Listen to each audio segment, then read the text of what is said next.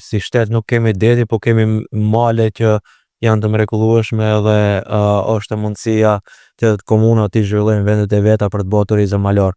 A ke ndonjë plan për 4 vitet e ardhshme?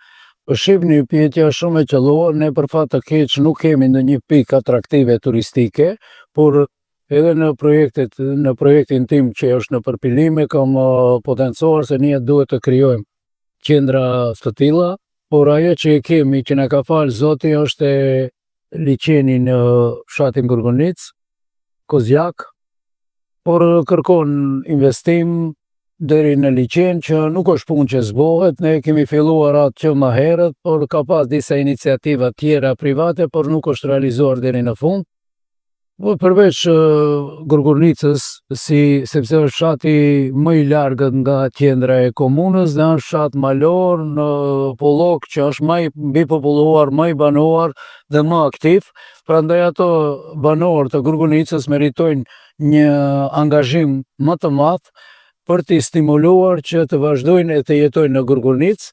Përveç qendrave turistike, ne punën e parë që duhet të bëjmë rikonstruimin e rrugës që çon nga fshati Stençe deri në Gurgunicë, sepse rruga është e shkatruar dhe e rëndon jetën e qytetarit për çdo ditë.